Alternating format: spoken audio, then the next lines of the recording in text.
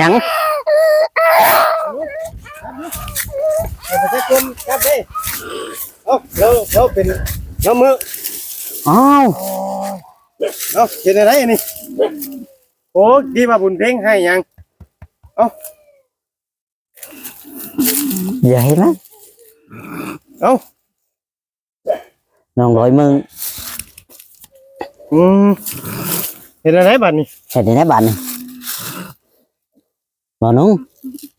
โอ้บ่เป็นตายให้ไปใกล้น้ำเนี่ยมีแต่น้ำจำแถวนี้เนาะ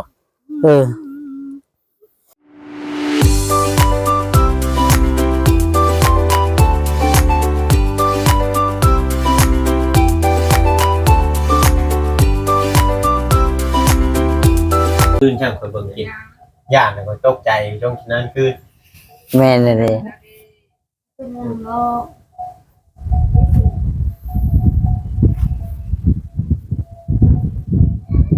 เป็นยังใครดอกบ่เป็นยังนะอย่ามันเป็นนั่นที่มันยากเจ้าบ่ได้ฮู้จักไปจังนั้นถ้ามันเป็นเป็นดีนะแบบว่าเราห่วงลูกเราน่ะเราห่วงเลยพี่น้องแม่นๆเรายังฮู้จักมีสติแบบสนุกเลยว่า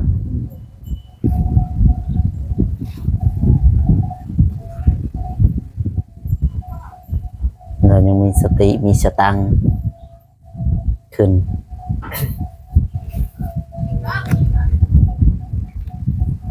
ยันบ่มีสติหลายตัว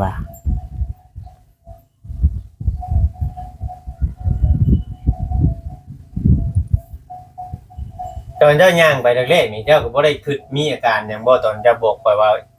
มันสิไปเข้าห้องน้ำก่อนบ่ได้มีอาการหยังบ่มีหยังซั่นล่ะเจ้าฮู้โตหรือบ่บ่ได้ฮู้โตสำหรับมันเกิดขึ้นแป๊บเดียวแล้วมันฮู้โตจังซี่มีสัญญาณดิจ้ะมันขึ้นตัวอี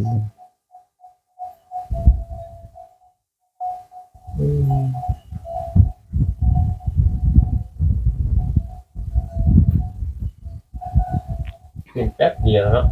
การเป็นแป๊บเดียวจ้ะจนจะขนมได้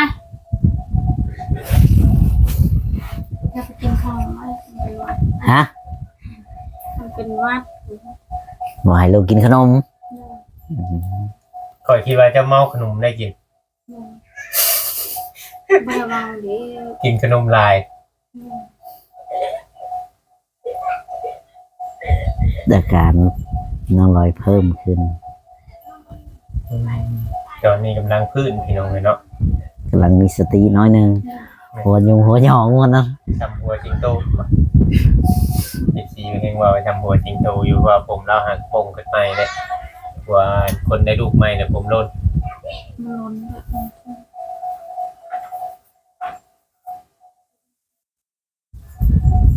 เคยอยู่แล้วมันลมเล็กๆน้อยๆเขาจะตบแห้งเติบได้เลยบัวน้อยเลยลมทางยืนเลยแล้วลมทางยืนหนาเราเนี่ยห้อยติ่งเบื้องนี่ห้อยเราลงเบื้องปิดมาอยู่ข้างทางนั้นทางหลังเจ้านี่ตรงนี้มีแต่ห้อยมีเบื้องนี้ปิดมาทางหลังยกเงียงข้างว่าแกดินยังติดอยู่น่าจะลงทางนี้ลงข้างนี่ลงทางค้างนี่หน้ายังเนี่ยดินยังติดอยู่นะหน้าเจ้าก็ยังเงินมีเงินห้อยใหม่ห้อยติ่งกับใหม่อยู่เนาะเพราะว่าผมมีโคนนะชื่อนี่จะมีขอนไม้นะตาทิมจะมีโคนไม้นะเรียบร้อยหัวพาดเกือบได้มันบัวทางตานี่ห้อยเนียนน้ำตาเจ้าเนี่ยเตะหิมตาโดนเนาะกระโตหิมตาโดนห้อยไม้ห้อยติ่งกับไม้ฮะเตะกับไม้เขาเลยฮะเตะกับหิมตาเลยนี่ได้บอลไม้บอเฉียบเข้าตาฮะโอ้ยฉันเป็นตาเดียวอีกบ่นี่เลี้ยงลูกเฮงยากตื่มเข้าไปอีกตาเดียวอยากอย่างนี้กิ่งลงน้ำตายได้มันจะไปอย่าไปเด้ออย่าไปใกล้น้ำเด้อบัดนี้เด้อ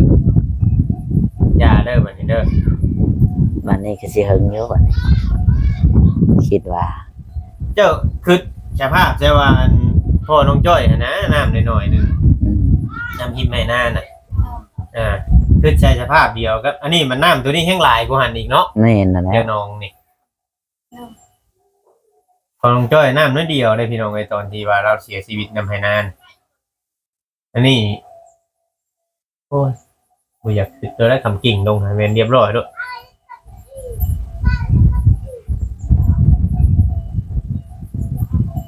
เสร็จบ่ขึ้นดง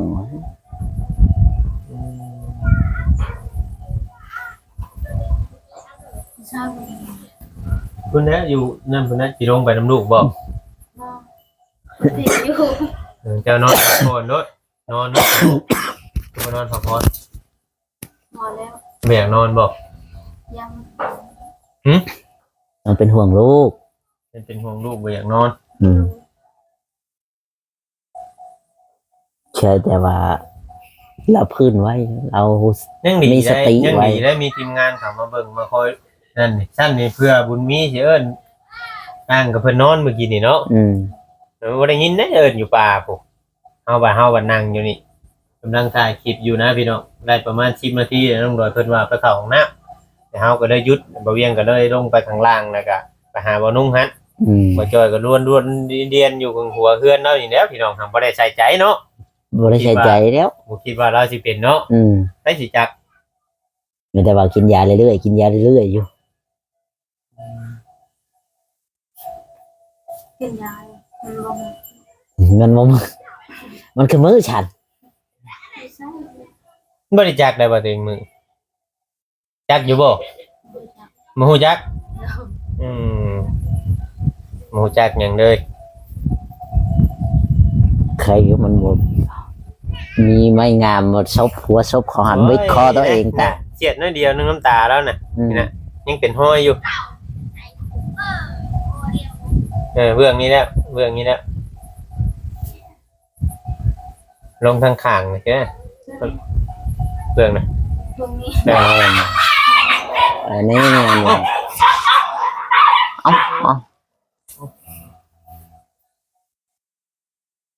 มาก็สิบอกผัวอยู่ว่านี่เจ้านั่นแหล้ว บอก ฮะ ไม่ได้บอก บ่ได้บอก เดี๋ยวยังคือบ่บอกผัว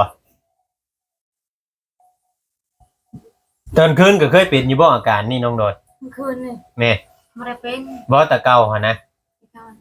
เป็น เป็นบ่ตอนคืนก็แต่มันสิเป็นในเนาะ ยามมันยังมือมันก็มือ บ่จักว่าเวลาไหลได้เนาะไปจ่อยเนาะ บ่ฮู้ แต่มันสิเป็นพี่น้องเอ้ยเนาะบ่ฮู้อาการหรือว่าบ่ฮู้ว่ามันจะเกิดขึ้นในเวลาอะไรเนาะพี่น้องเอ้ยให้เราพักผ่อนก่อนบ่เวียงเองก็สิได้นั่นได้บ่จ่อยเอ้ย สิไปถามน้องเพ่งก่อนอาการเราเองก็เล็ก แม่นจะไปถามกันเดี๋ยวคอยถามน้องลอยจังน้อยนึง ๆเนี่ย คุยกับน้องลอยกันจังน้อยนึง หน่อยเด้อ เลยจะให้เราพักผ่อนคุยกับน้องลอยจังน้อยนึงให้เราพักผ่อนกันให้มันนั่งก่อนแป๊บนึงให้เจ้ามีแห้งก่อนจังน้อยนึงอยากให้ลูกกินข้าวกินน้ำเดี๋ยวพอดีคอยอ่านนั้นแล้ว เจ้าก็พยายามเด้ออย่าไปไกลน้ำไกลในนั่นแหละตายปลาลูกเลยพระชิเลี้ยงลูกเจ้าขันจะตายฮะ พอแล้ว เจ้าชิเลี้ยงนั่นไหนสมมุติว่าเจ้าตายปลาลูกเจ้าตกน้ำแบบนั้น ตกออก เจ้าหู้นั่นไหนเจ้าบ่ตกช้ำนี่มันยังใกล้หนองเจ้าเห็นว่าใช่ไหมเจ้ารู้สึกตัวว่าใช่เจ้าบ่ได้รู้สึกไปจากนั้นนะเจ้าพยายามให้อย่าไปใกล้หนองน้ำแล้วก็อย่าไปใกล้มีต้นไม้ต้นตอกหลาย ไปผู้เดียวก็อย่าไป เจ้าพยายามแบบให้พาลูกไปเด้อไปใส่ไกลเด้อเอาลูกนั่นแหละเป็นหมูเป็นหัดเป็นนี่กะพอได้มีลูกเอิญคนอื่นมาเบิงข้าว่าเจ้าไปผู้เดียวอ่ะสมมติว่าเจ้าเป็นหัดเป็นนี่ไปสิห้องเพื่อเจ้าสิคืนมาได้ห่วยก็หึงเติบได้นี่แหละ เจ้าต้องหักสักเป็นแบบนี้น่ะ ถ้าตกน้ำอ่ะตายปะลูกซื่อๆเนาะว่าเจ้าบ่ได้รู้จักไปจังแม่นอยู่ใจเจ้าเป็นห่วงลูกห่วงเต้าแต่ว่ามันเป็นบาดเดียวน่ะ ความเป็นลูกเป็นเต้าเจ้าน่ะเจ้าบ่ได้เจ้าก็เบิ่งสภาพหัวเจ้าอันแรกคือผู้มือแล้วเราก็ไปแต่เราก็บ่ได้คอยอันนั้นกับเจ้ากันใดแม่นบ่บ่เป็นห่วงคือบ่เป็นห่วงนะมีหยังก็ได้ คือว่าผัวเจ้าก็เป็นห่วงแบบนึงก็คือบ่เป็นห่วงแบบว่าบ่ได้คอยอยู่นํกัน โดย บ่เป็นห่วงเราก็ยังไปงอกๆแงบๆแต่เราก็แพงอยู่ลูกเมียแต่ว่าเราก็จะเป็นคนแบบใดดอกอายบุญเกิงอะไรพี่น้อง มือว่ามือเช้า ฮะ มือ ยังนะ พอในมือว่ามือเช้า มือเลยดิเจ้าจำบ่ได้ดิ จำมาได้ บ่ว่าดอกเจ้าไปล่มในหัดน่ะ ไม่ใช่ เอาในหนองน่ะ หนึ่ง เกือบตายตรงน้ำเจ้าบ่ได้ฮู้มือหยังเลยกินคุยกันแต่คุยกันบ่ฮู้มือนะว่าถามว่ามึงแล้วบ่ มือเช้าแบบมือหรือว่ามันยัง บ่มือนี่เจ้าล่มในหัดบ่นุ่งเอาเจ้าขึ้นมาอยู่กินนี่กับช่างเจะมาได้แถมมาเฮือนเนี่ยขอถามจ้าจำได้บ่ ทำอะไร ไผพาจะมา มันมาเช้า อือบ่แล้วเมียช่างแล้วก็พวกข่อยนี่แหละพามานะ โดย แต่ว่างามมือข่อยก็บ่จักแนวเฮ็ด เบิ่ง เบิ่งแต่หูดูแต่ตาซื่อๆเลยน้องว่าเพราะว่าเฮาก็บ่กล้าสิเอาหามมาก็ยันเจ้าสักบุบๆๆตายทิ่มซื่อ มาตั้งได้นาน ๆนี่แหละพี่น้องเอ้ย พ ท อ อง ได้ยังมากินข้าว จังหน่อยยังกินให้เจ้าช่วงก่อนจักหน้อยหนึงพอดีได้จังหน่อยยังกินจังโมงแล้วนี่จังหน่อยยังไป ให้น้องลูกกินเพราะว่าลูกยังบ่อันนั้นดอก อยากข้าวได้ก่อนบุญยังได้กินข้าวได้เช้า คือบ่ป้อนลูก กินข้าวหยังเลยลูกยัง กินแต่ข้าว ข้าวหยังนะข้าวเหนียวนี่บ่ข้าวปั้นนี่บ่ ข้าวยังข้าวซื้อเลยจะเลย บ่อย่ากินไข่มันกินข้าวเหนียวก็ได้มันใหญ่แล้ว กิน เจ้าต้องพยายามป้อนบัด กินได้ธรรมดากิน ก็ธรรมดานั่นแหละเด็กน้อยไม่ใช่ให้กินหลาย กินอิ่มคือผู้ใหญ่มันก็กินแล้วเจ้าระวังเด้อเจ้าเดี๋ยวบอกเรามาหาได้จะหน่อยคอยบอกบอกเราเลยน้องลอยจำบ่ได้ถามว่าคุยกันสักเงินตั้งนานบ่ฮู้ว่ะโอ้ โอ้ ย ยมันหมดแล้วหูจ้ะ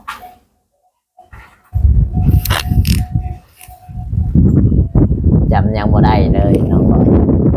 คุยกันตั้งนานว่าคอยมึงเลยบ่ว่ะมาถามคอยอีกเจ้าบ่มึงเคยลูกจะสิห้อง ลูกเจ้าจนหายจนห้อง เจ้าคุณเจ้าบ่น้องมุนเพลงหาย มันหูจ้ะ บ่จังหยังเลยขนาดมาเฮือนนี่ก็ยังบ่จักก็หามีก็หาจำได้น้อยหนึงบ่เนี่ยนะ จำไม่ได้ เออนี่แหละพี่น้องเอ้ยชีวิตน้องลอย กินเกือบแย่เจ้าพักผ่อนก่อนจังหน่อยอยากให้ลูกกิน เรา เพราะว่า บุคอยยังไม่เอา คุณจักดูว่าลูกอยากกินข้าวเจ้ายังเป็นห่วงลูก เรา เพราะว่าให้เจ้ามีสติกว่านี้ชักน้อยหนึงแล้วก็เจ้าก็สิพื้นใช้ความจำเจ้าดีขึ้นมื้อนี้บ่ไปหมัดกระยาเด้อเขาสักคนนั่นเด้อ เขา อืม มักแล้วมันหมดแล้วมันมักอีก มัดแนวไหนเจ้าของมึงอยู่ยังว่ามัดเจ้าน่าก็เป็นวินอีกแหละเจ้าบ่ญาติบ่เป็นวินเป็นเวียนกินนี่เป็นวินเป็นเวียนใครแต่เจ้าบ่ต้องน้ำถ้าเจะต้องน้ำเจ้าสิเห็นหน้าลูกบ่ว่าบ่เห็นเลยชานเลย เห็น ยังจำบ่ได้เลยถามว่าคอยมึงแล้วบ่เพิ่นว่า คือว่าในไหน จักแล้ว นั่งเพลงกับเราบ่นั่นน่าจะเก็บโทรศัพท์เพื่อนแล้วล่ะ ใช่ เก็บโทรศัพท์ ถามว่าคอยมึงแล้วบ่ว่าน้องลอยว่าคอยจำบ่ได้เลยว่า มาถาม เจ้ายังบ่ฮู้บ่ว่าเจ้ามือน่ะบ่ฮู้ คอยมือตอนไหนเพิ่นว่าเอ้า เว้าหมวบนะเว้านำหมวบแบบนี้ก็ยังบ่ฮู้ว่าเจ้าของมืออยู่เด่น มุ้ย บ่มีเจ้าว่าเจ้าบ่ได้มือบ่แล้ว ยังสลึมสลืออยู่แล้วยังเป็นห่วงลูกเราคิดในรูโลก ให้เราอันนั้นก่อนอย่างให้เราป้อนข้าวลูกเดี๋ยวเป็นหยัด นางบุญเพ็งกับเราเมื่อยย่อแต่เราย่อบ่ได้มันนักเราอะย่อเจ้าน่ะย่อบ่ได้เจ้านักเราไปจับกลมเห็ดเราไปเห็นกันเล่นออกเล่นเข่าเล่นออกเล่นเข่ากันนะพี่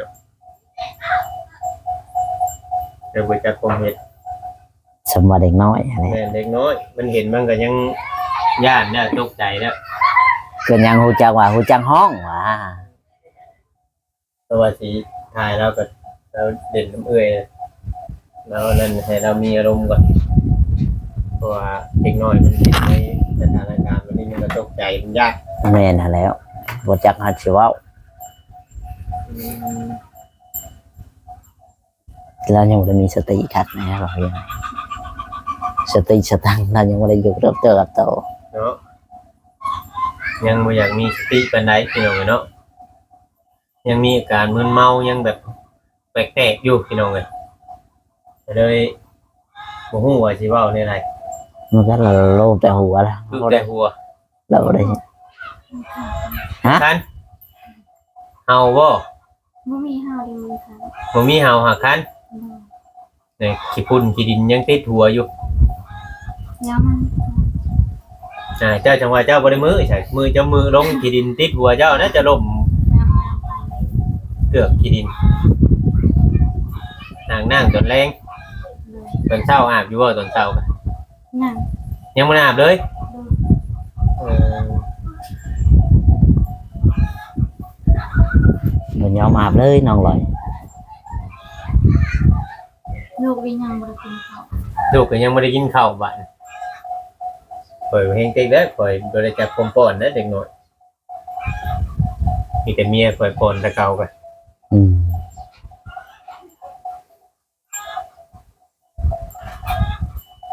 กลัวเจ้าไอ้แบบบ่อยากมาจอบลูกจอบเมีย ไปแล้วไปเลยดิ ไปแล้วไปเลย พอเกี่ยวข้าวพอจะเลย เกี่ยวอยู่ดอกครับ ต้องมาจอบนั่นแน่นอน เกี่ยวแล้วจะมาผักน้อยหนึ่งก็มาจอบลูกเมียตัว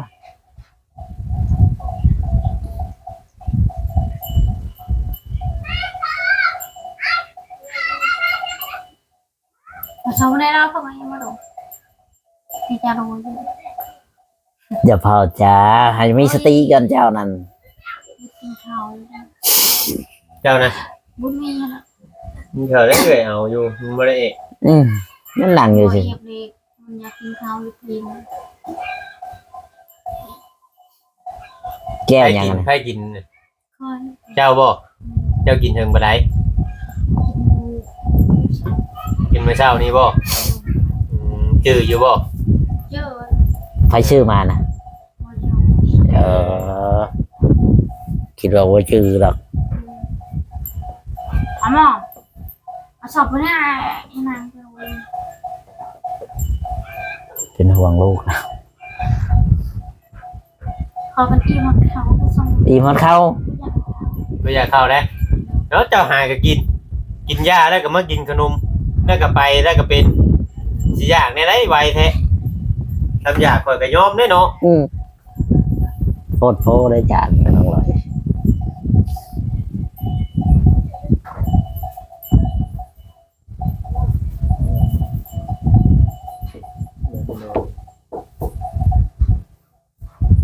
สติสตังค์ว่าอยู่คือเก่า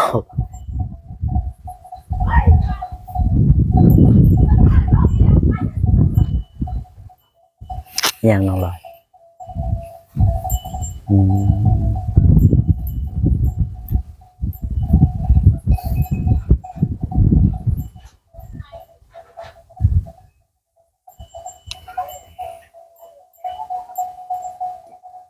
ซึมนะซึมยังซึมอยู่ยังแบบยังบ่ชาตินั่นเป็นไร ยังบ่ช่วง อาการยังบ่ช่วงเนาะน้องลอย เพราะว่าคุณ ฮะ เจมส์จะต้องคอยดู ใช่จะไปป้อนเขาลูกบ่เอ้า ไปแล้วแล้ว เอ้าตัวให้เราโกยอยู่นี่ ใช้เป็นอยู่บ่ใช้ถึกอยู่บ่ใช้ยังแน่ก่อนเขาลูกนะ อย่าลืมเด้อคือเขาบอกนะต้องเอาน้ำไปคู่กันไปป้อนแต่เขาและลูกเส้นลูกติดย่างก็ยังบ่หัน คิดว่าลืมมาถุงเขาใส่ก็ใส่กับน้ำเย็นบริต้มก็ช่างให้ลูกกันดิ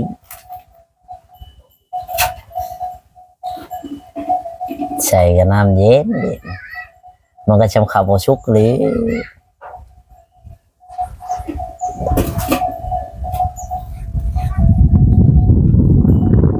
ก็แน่นอนแต่นั้นว่าก็อยากกินอะไรเงี้ย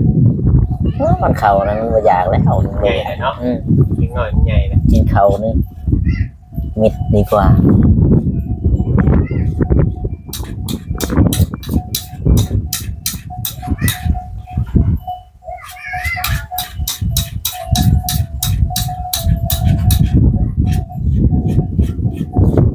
สิลงไปป้อนคุณบ่บัดนี้เอามาป้อนพี่ โดย จะอุ้มลูกจะได้บ่ บ้า นี่ร่มกระป๋อนนี่ร่มบอกกระป๋อนนี่เธอ ชวนชวน เพื่อให้น้องๆเขาอุ้มมาให้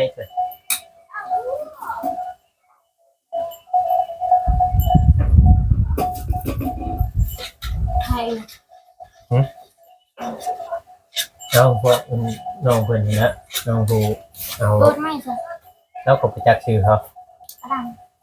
ผู้อุ้มเลยผู้อยู่ในกรงนะอะไรยังกัน สนุก นุชนุชเป็นเอื้อยอารามบอก แม่ ไปเอิญอยู่บ่เจ้าแต่จะมาเรื่อยนะผมไปจักชื่อก็จะ หาน้องลอยแล้วเราเอิ้นภาษาแล้วเราจะเอิ้นได้ไหม ยาวเลย คุณเพลง เอาน้องมากินข้าวแน่ ไม่มีว่าง่ายว่า อนุเอ้ย แล้วก็มาแล้วถามทำเด็กก็คือว่าถามหาลูก เนาะเรายังรู้จักลูกถามหาลูกหาเต้า พื้นขึ้นมาแล้วถามหาลูกเลยทำเด็กคือว่าเราโอกาสตอนคือว่าที่เศรษฐภาพตอนเราอยู่เพื่อนเก่าเราโอ้โหเราตอนเราเป็นวางทิ้งลูกลงเป็นลูกเป็นที่ตกเพื่อน โอเคเด้อพ่อแม่พี่น้องเนาะ14ครับวันนี้กับน้องลอยมืออีกแล้วมือหนึ่งพี่น้องเนาะถ้าว่าผิดพลาดประการใดก็ขอโทษขออภัยนำพ่อแม่พี่น้อง FC เนาะนี่แหละทางน้องลอยกับอาการมืออีกพี่น้องเอ้ยเนาะบ้าหมูขึ้นนั่นแหละเป็นไตต้นเพิ่นสวัสดีและสบายดีเนาะพ่อแม่พี่น้อง FC เนาะจังใดก็ฝากเป็นกำลังใจให้หน่อยเด้อทุกท่านทุกคนที่เข้ามาดูมาชมเนาะช่องบอสจอยซาแนลพี่น้องเลย